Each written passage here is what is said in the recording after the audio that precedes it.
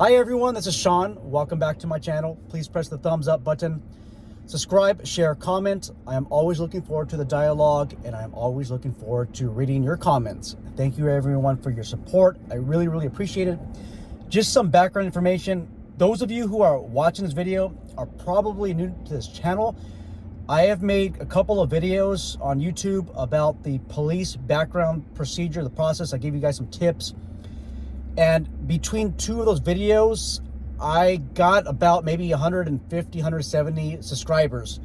Most of the subscribers on the channel are in the private security sector, but I still have about 150 that are, some of them are actually in private security and they're trying to get into law enforcement. So they follow this channel because this channel serves as a guide, or we'll say this, I provide tips on how to get into law enforcement if that's your chosen career. The topic of today's video is police ride-alongs. If you are in private security, you might want to watch this video to its entirety because I discuss the police ride-along procedure and some tips I have for you and some of the reasons why you should go on a ride-along in the jurisdiction in which you work. So let's start off with the police ride-along procedure. And by the way, if you're new to this channel, this is how I record. Like 98% of my videos is in my car. I am a busy person, and this is one of the efficient ways that I manage my time is in my car. I have nothing to show you today on video, so please just listen to the audio. So the police ride-along procedure process is going to vary from department to department. In the comment section box below, comment on what agency you went a ride-along with, or what agency you're familiar with, and describe or mention, help us out. What is the ride-along procedure? How do you get onto a ride-along? So I'm going to generalize, and obviously every jurisdiction is different. Basically, what you want to do is go in there, go inside of the police department in which you want to do a ride-along with, and talk to the watch commander. Okay, ask for the watch commander. Let that watch commander know that you're interested in going on a police ride-along. Now, some departments will not allow you to go police ride-alongs. Some, or actually most, are transparent and they will allow you to go on ride-along. So you'll talk to that watch commander and then you'll get more information. A lot of times you can go online and you can apply. They end up doing a quick background check on you for local involvements, seeing what kind of criminal history or what kind of involvements you have. If you are the troublemaker, the watch commander can actually decline your ride-along. Once again, it depends on the policies and procedures. Some departments allow you to go on a ride-along the moment you submit the ride-along slip. And ride-along slips can be done online or in person. It just depends on the agency. I think most are still on paper. So some, like I said, you can go the same day. Some you might have to go like a week later or a month later. It just all depends. They might want to ask you, like, when do you want to go on a ride-along? It's totally up to you, whatever your schedule is. But keep in mind that most agencies, they work either an 8 hours a day, 5 days a week. Some do 10 hours a day, 4 days a week, and then some are 12-hour shifts, 3 days a week. It just depends on the department.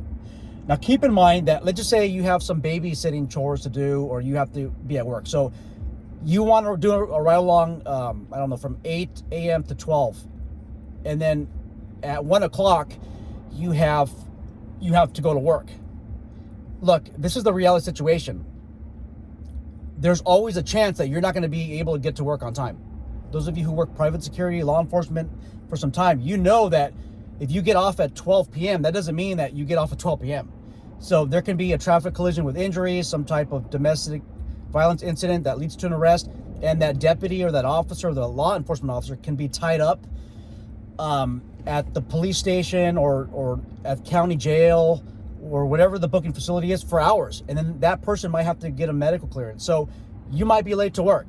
You might not be able to pick up your kids on time, and they might be stuck at school. And then they're going to call CPS, and then the police are going to respond to your house. So look, if your 2-hour ride-alongs can be the whole shift plus longer. You never know what is going to happen. Now, keep in mind that when you go on a ride-along, you might be, actually there's a good chance that you're going to be teamed up with somebody that does not want ride-alongs. you're going to be teamed up with the most rookiest officer ever. And usually the most rookiest officer ever, unless there's volunteers, they will get the ride-along. I'll tell you guys this, a lot of officers do not like ride-alongs. They kind of feel like somebody's watching over them. For me, and I'm going to be honest, I don't like ride-alongs. And the reason being is after over 20 years of doing this, I'm more aware of my surroundings. I'm more aware of what can happen. I have 2 friends that never made it home at the end of their watch. And to me, it's another person to look out for. And I know it kind of sounds like I'm being selfish, but that's the reality situation. I want that person that sits next to me, I want that person to make it home at the end of the day to their family. And for me, it's sometimes a little bit overwhelming having to constantly watch over that person. But if I do get a ride-along, I give that ride-along 100% of my effort. Any question that they have, then I will answer. But I rarely will take ride-alongs. But once again, I want to reiterate that I'm very polite with them, and because I'm in an instructor role, I teach at the police academy. My goal is to teach them as much as I can in that 12-hour shift, 8-hour shift, or 4-hour shift. Now, what you want to do is you ask for the rule, kind of like the rules of engagement. Once again, you're going to get the most rookiest officer most of the time, and they might not explain what is expected of you. So what you want to do is ask, hey, you know what, if you get into a confrontation, what should I do as a ride-along? What do you want me to do? Some of them might say nothing. I had officers that I have ridden along with tell me, hey, this is the button for the rifle, the shotgun. All you have to do is rack one in or put the charging handle down. This is how you take the safety off. That's what they do. Another deputy that I went along with, he put a secondary handgun, a revolver, in the glove compartment. Said if anything goes down, you need it, you grab it. So it depends on who you're going to ride along with. Most of my ride-alongs have been horrible. 70% of them have been horrible. What I mean by that is I really had deputies that didn't want to do nothing. One deputy told me, and I will never forget this, he said, look, today's a little bit raining. All I'm going to do today is park at the top of the hill or somewhere over there, grab a newspaper, because during those days, you didn't have your cell phone, you didn't have the smartphones. I'm going to read this newspaper. I'm going to read the sports section. If there's a call for service, then we'll respond. Otherwise, I'm going to be there the whole day. Do you want to go on a ride along still? And I said, I'll go when it's not. I was being polite. I said, I'll go when it's not ready and I'll come back. That's kind of like what you have to deal with. Again, a guy that did not want a ride along. But so be prepared for that. Ask, hey, what can I do? And then also on traffic stops, when they go inside of houses, ask, am I able to come out? Now, I've had ride-alongs that would come out on calls for service, and they would walk directly in front of me, and I would tell them, like, no, get back. You could come out with me, but follow the directions. You got to walk in back of me, because something happens, I am your first layer of protection. So you got to stay in back of me. My general rules on a ride-along, when I allow the ride-along or I let them in, is you could come out on just about every call, unless it's an extremely dangerous call. If it's a domestic violence call, I want you to stay in here, lock the doors, and then I give them procedure. If some guy comes out with a weapon, if it's a handgun, unlock the door, run out. Or if you have time, unlock it, lock it, and then run out, because I have my rifle platform here. Depending on the department, a lot of police vehicles are bullet resistant, meaning that they can withstand pistol rounds. Some rifle rounds, the doors here. So this actually offers a level of protection. Previously, it was just the sheet metal that protects the doors, but now a lot of the doors are fortified with ballistic resistant material. Ask. Okay, always ask. If you're unsure, ask. Try not to overwhelm the deputy or the officer with questions. For me, I want to concentrate on the radio. If the radio goes off, I don't want to have a conversation. I want to listen to that radio traffic. I will personally ask, hey, do you have any questions? And then I'll invite those questions. It all depends. I mean, I've had deputies or officers say, hey, you know what, you can ask questions, but like don't ask too much because I have to concentrate on the scene. These are the rules. You have to definitely ask the law enforcement officer what those rules are. If you're working security, this is the benefit of ride-alongs. You get to know the officers that are on the beat. So oftentimes you go out to lunch, sometimes 45 minutes, 30-minute lunch, and then you talk with other deputies or officers, and you get to learn who they are. And if you're working security, you might be on a post, and then those deputies might see you and they might talk to you, and you get to develop a good friendship. You get a good rapport with that agency. That's why I highly recommend, if you're working security, ask to go on at least one ride along in that jurisdiction.